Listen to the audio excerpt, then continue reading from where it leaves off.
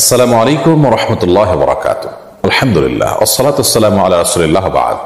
সুপ্রিয় দর্শক শ্রোতা ভাই বোন, সালাতুল হাজত কি এবং কিভাবে সালাতুল হাজত আদায় করতে হয়, আজ আমরা সে বিষয়ে জানার চেষ্টা করব ইনশাআল্লাহ তাআলা। প্রিয় দর্শক, সালাতুল হাজত নামাজ পড়ার সঠিক নিয়ম।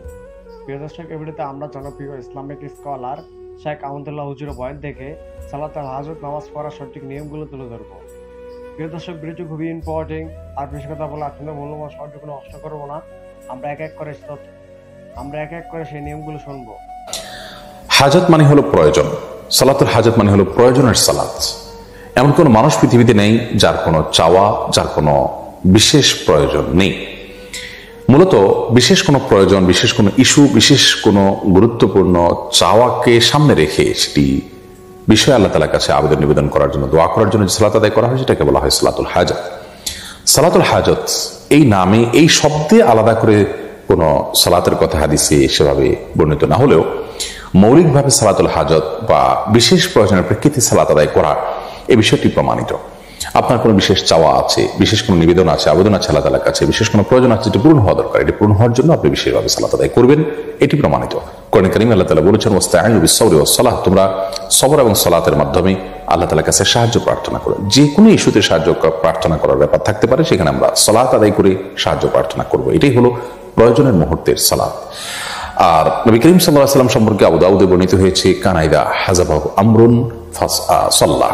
অন্য বর্ণনায় আছে কানাইদা হাজাবাহু আমরুন ফাজা ইলা সালাহ। অর্থাৎ নবী করিম সাল্লাল্লাহু আলাইহি ওয়াসাল্লামের জীবনে গুরুত্বপূর্ণ কোনো ইস্যু, কোনো প্রয়োজন, কোনো সমস্যা তার সামনে এসে পড়লে তিনি সাথে সাথে সালাতে দাঁড়িয়ে যেতেন। সালাতের মাধ্যমে আল্লাহ তাআলার কাছে আশ্রয় প্রার্থনা করতেন, প্রয়োজন পূরণের জন্য দোয়া করতেন। বিশ্ববিখ্যাত মুহাদ্দিস মোল্লা আলী কারি রাহিমাহুল্লাহ তিনি বলেছেন যে এই সালাত যে নবী সাল্লাল্লাহু আলাইহি ওয়াসাল্লাম প্রয়োজন হলে সালাতে দাঁড়িয়ে যেতেন, এটা কি সালাতুল হাজত বলা যেতে পারে। অর্থাৎ প্রয়োজনের মুহূর্তের সালাত এটাই, যেহেতু এটার বিশেষ কোনো কাইফিয়ত বা পদ্ধতি বা বিশেষ কোনো সময় ঠিক করা নেই, যে কোনো সময় এটি পড়া যেতে পারে। যদিও সালাতুল হাজতের একটি আলাদা ফরম্যাট বা ভিন্নতর একটা ফরম্যাটের কথা তিরমিজির একটি বর্ণনা বর্ণিত হয়েছে, সেই বর্ণনাটি মুহাদ্দিসদের মূল্যায়ন, অনেক মুহাদ্দিসদের মূল্যায়ন অনুযায়ী সেটি সহিহ বা বিশুদ্ধ বর্ণিত নয়, বরং সেটি সনদ নিয়ে অনেকে আপত্তি তুলেছেন, সেটিকে দুর্বল বলে বলেছেন।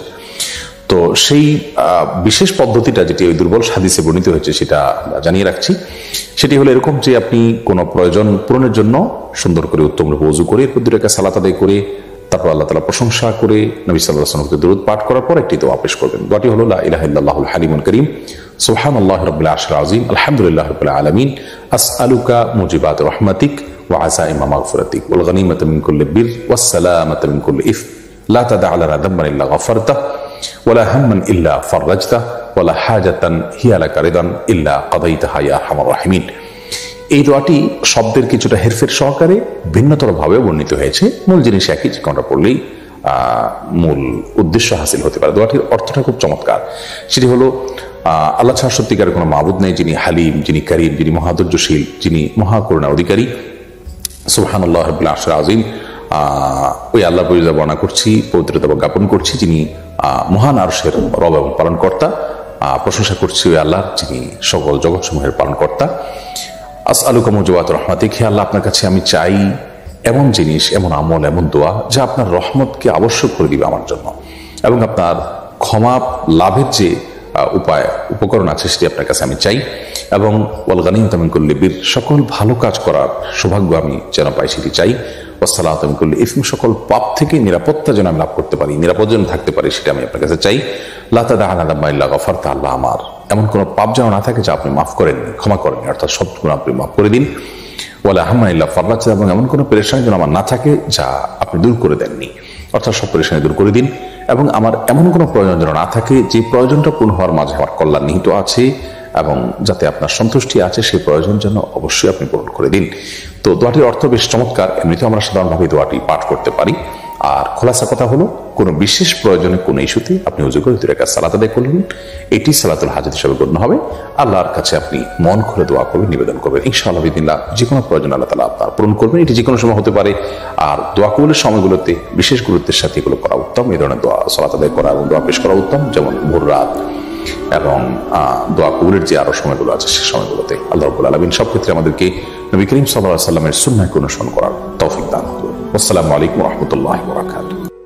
দর্শক, এরকম নিত্য নতুন ভিডিও পেতে আমার চ্যানেলটিকে সাবস্ক্রাইব করুন। দেখা হবে নিত্য নতুন ভিডিওতে। সে পর্যন্ত ভালো থাকবেন। আল্লাহ হাফেজ।